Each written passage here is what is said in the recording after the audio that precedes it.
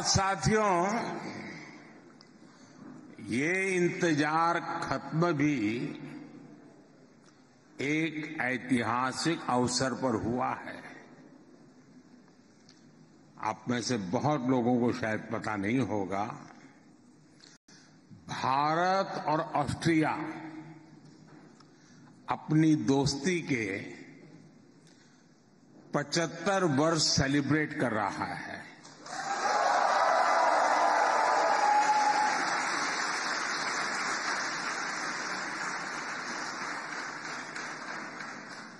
मैं chancellor Karl Neymar को इस शानदार स्वागत के लिए बहुत बहुत धन्यवाद देता हूं।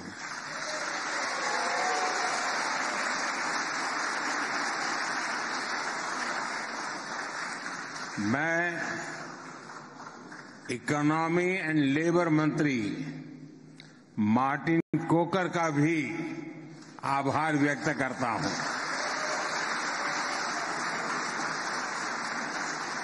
आपका यहां आना ये दिखाता है कि ऑस्ट्रिया के लिए यहां बसे भारतीय कितने खास हैं।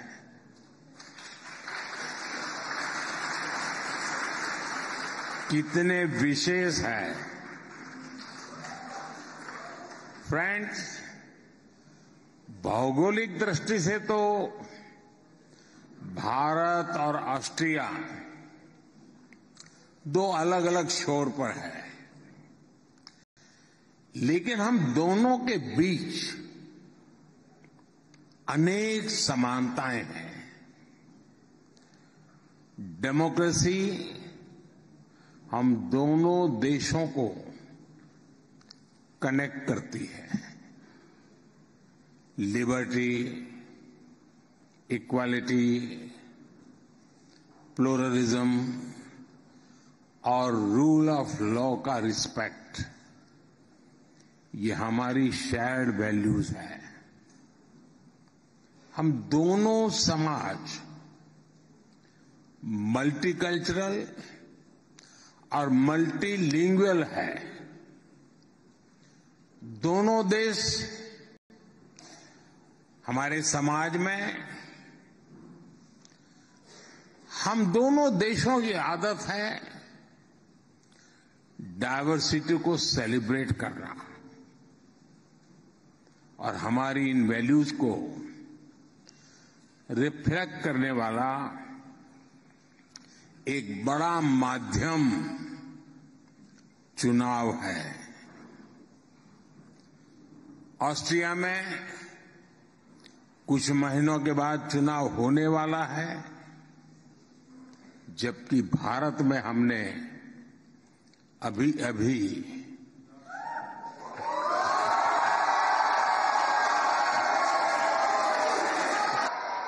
एक ही जुनून से चीयर करते हैं।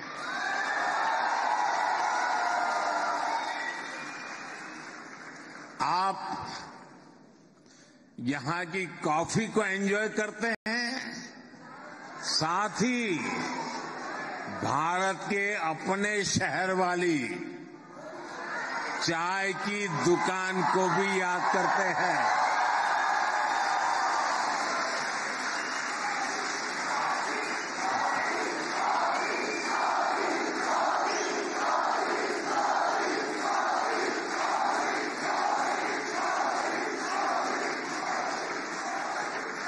फ्रेंड्स,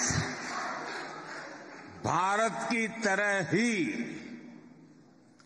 ऑस्ट्रिया का इतिहास और कल्चर भी काफी पुराना है, शानदार रहा है। एक दूसरे के साथ हमारे संपर्क भी ऐतिहासिक रहे हैं, और इसका फायदा दोनों देशों को हुआ है।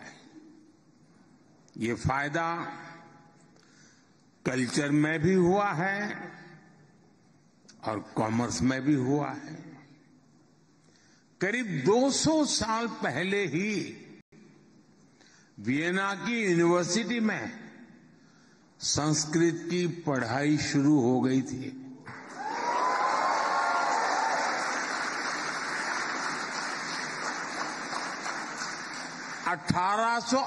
में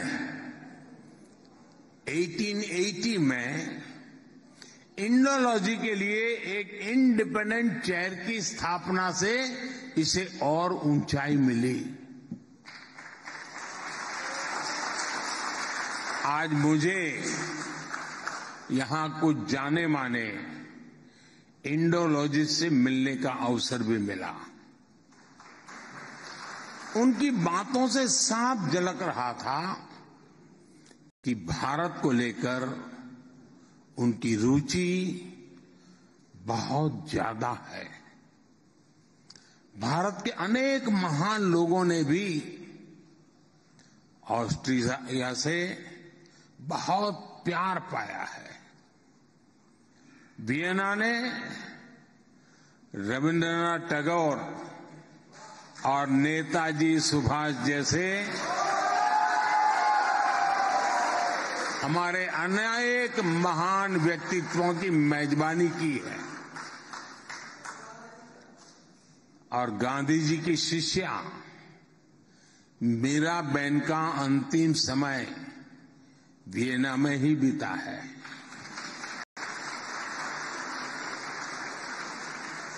साथियों, हमारा सिर्फ कल्चर और कॉमर्स का रिश्ता ही नहीं है, बल्कि साइंस भी हमें जोड़ती है। बहुत साल पहले वियना यूनिवर्सिटी में हमारे नोबेल पुरस्कार विजेता सर सीवी रमन का लेक्चर हुआ था।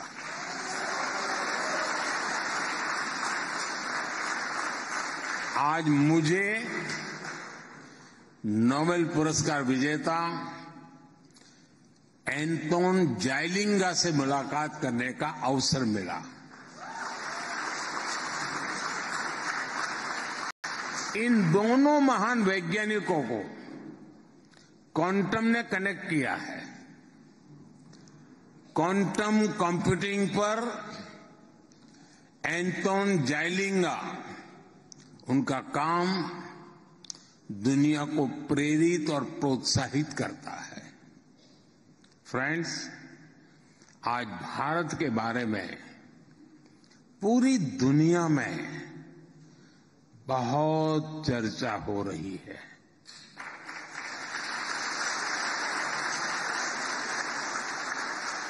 हो रही है कि नहीं हो रही है? हर कोई भारत के बारे में जानना समझना चाहता है। आपका भी यही अनुभव है ना? लोग बहुत कुछ पूछते हैं ना आपको। ऐसे में भारत आज क्या सोच रहा है, भारत क्या कर रहा है, इसको लेकर एक बेटर इन्फॉर्म वर्ल्ड बनाना जरूरी है। भारत 1/6 ह्यूमैनिटी को रिप्रेजेंट करता है और ग्लोबल ग्रोथ में भी करीब करीब इतना ही कंट्रीब्यूट कर रहा है। हजारों वर्षों से हम दुनिया के साथ नॉलेज और एक्सपर्टाइज शेयर करते रहे हैं। हमने युद्ध नहीं दिए, हम सीना तान करके दुनिया को कह सकते हैं, हिंदुस्तान ने युद्ध नहीं बुद्ध दिए हैं।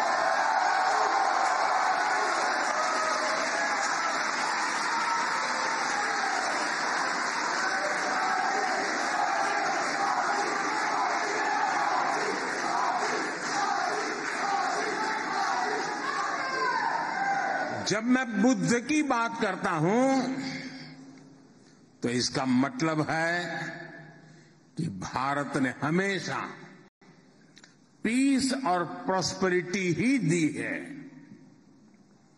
इसलिए 21वीं सदी की दुनिया में भी भारत अपनी इस भूमिका को सशक्त करने वाला है।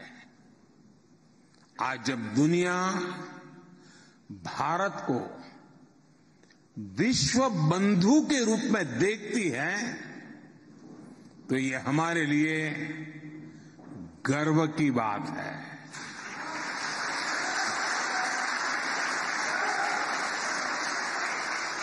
आपको भी डगर डगर पे गर्व महसूस होता है कि नहीं होता है? फ्रेंड्स, जब आप भारत में हो रहे तेज बदलावों के बारे में पढ़ते हैं, सुनते हैं, तो क्या होता है? क्या होता है? क्या होता है? मुझे पक्का विश्वास है साथियों, आपका सीना भी 56 इंच का हो जाता है।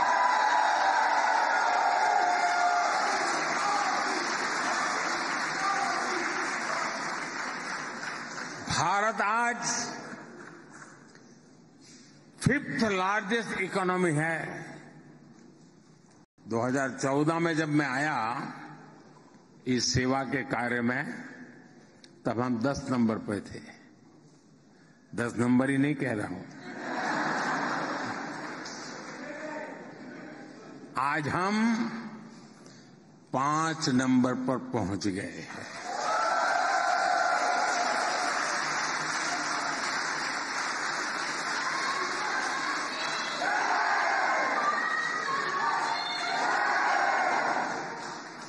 ये सब सुनते हैं तो आपको क्या लगता है?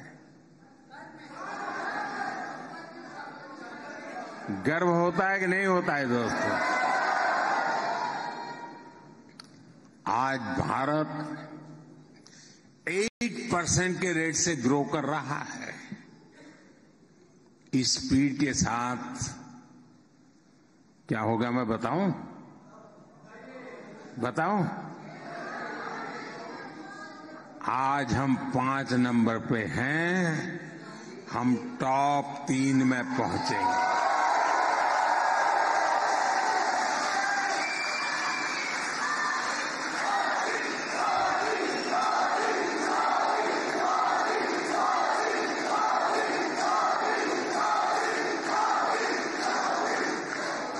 और साथियों, मैंने देशवासियों को कहा था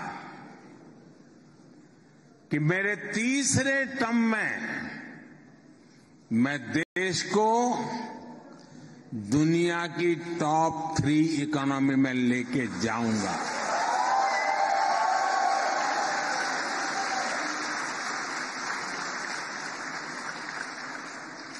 और ये बात मैं आपको बता दूं कि हम सिर्फ टॉप पर पहुंचने के लिए मेहनत नहीं कर रहे हैं। हमारा मिशन 2047 है।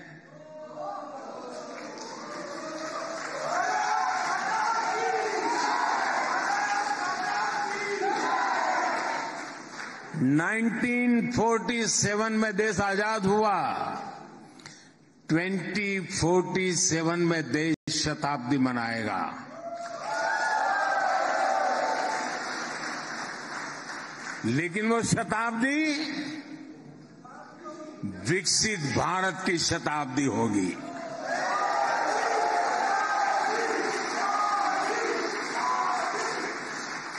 भारत हर प्रकार से विकसित होगा। हम आने वाले 1000 वर्षों के भारत की मजबूत नींव आज डाल रहे हैं।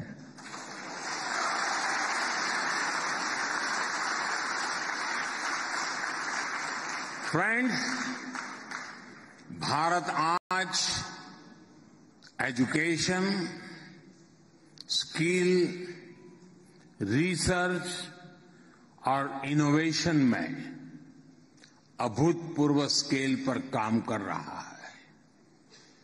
10 सालों में ये आंकड़ा याद रखना जरा।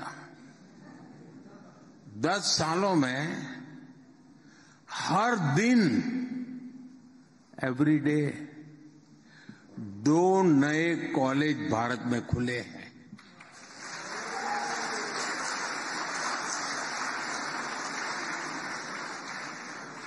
आगे बताऊं,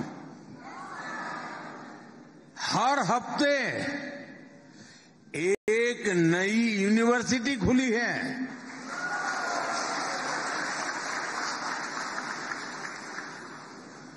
पिछले साल हर दिन 250 से ज्यादा पेटेंट्स ग्रांट किए गए हैं।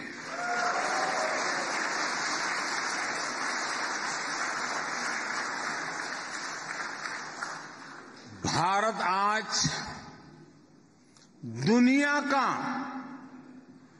तीसरा सबसे बड़ा स्टार्टअप इकोसिस्टम है।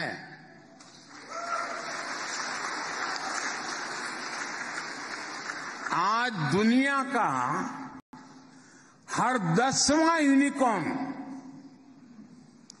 भारत में है।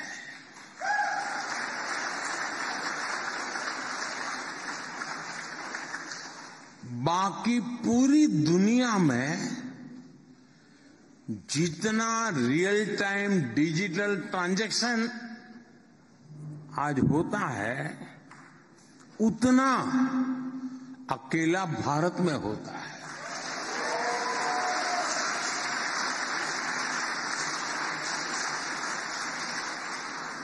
हमारे पेमेंट्स डिजिटल हैं, हमारे प्रोसेस भी डिजिटल है। Bharat less paper, less cash, लेकिन सीमलेस इकोनॉमी की तरफ बढ़ रहा है।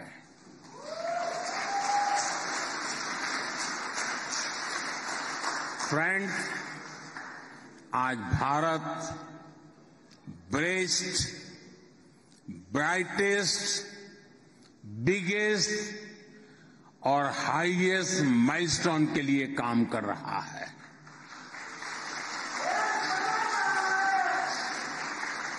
हम आज भारत को इंडस्ट्री 4.0 और ग्रीन फ्यूचर के लिए तैयार कर रहे हैं। ग्रीन हाइड्रोजन मिशन का लक्ष्य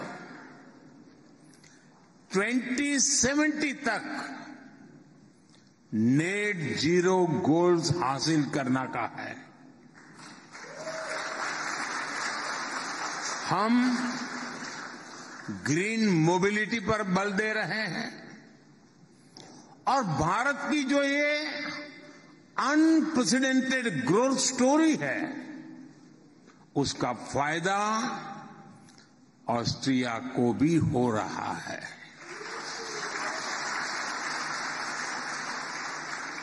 आज भारत के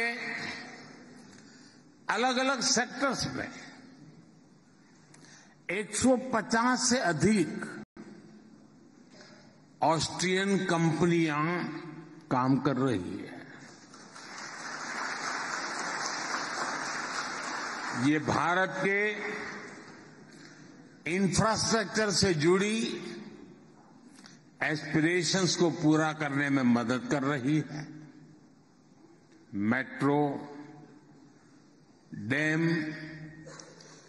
ऐसे अनेक प्रोजेक्ट्स, टनल जैसे अनेकों इंफ्रा प्रोजेक्ट्स में ऑस्ट्रिया की कंपनियां भारत में काम कर रही है। और मुझे उम्मीद है कि आने वाले समय में यहां की कंपनियां, यहां के इन्वेस्टर ज्यादा से ज्यादा भारत में अपना विस्तार करेंगे।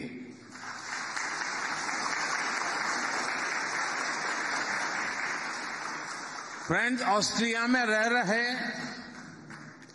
भारतीयों की संख्या बहुत बड़ी नहीं है, लेकिन ऑस्ट्रिया के समाज में आपका योगदान प्रशंसनीय है। खासतौर पर यहां के हेल्थ केयर सेक्टर में आपके रोल की बहुत प्रशंसा होती है। हम भारतीयों की पहचान ही केयर और कंपैशन के लिए होती है। मुझे खुशी है कि ये संस्कार आप अपने प्रोफेशन में यहां भी साथ लेकर चलते हैं। आप सभी इसी तरह ऑस्ट्रिया के विकास में सहभागी बने रहिए। मैं एक बार फिर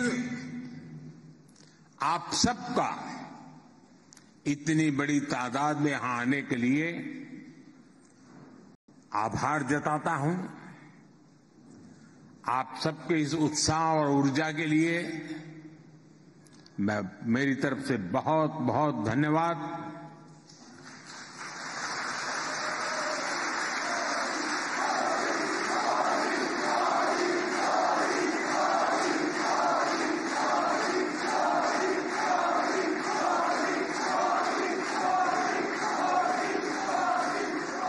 साथियों, ऑस्ट्रिया का ये पहला दौरा बहुत ही सार्थक रहा है। एक बार फिर यहां की सरकार और यहां की जनता का भी मैं आभार व्यक्त करता हूं।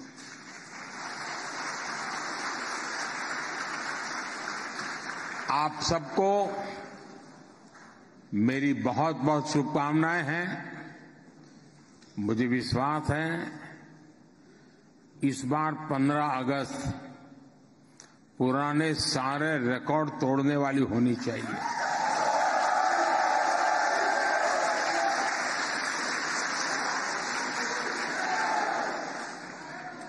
होगा ना? पक्का होगा? मेरे साथ बोलिए, भारत माता की, भारत माता की, भारत माता की। वंदे वंदे वंदे वंदे वंदे वंदे वंदे वंदे वंदे वंदे। बहुत बहुत धन्यवाद।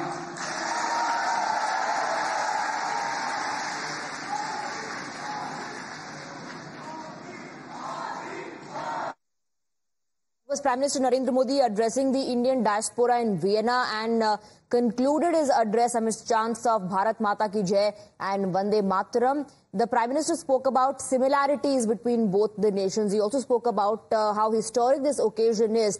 He is the first Prime Minister to visit Austria in 41 years, and it is also a time when both nations are celebrating 75 years of friendship.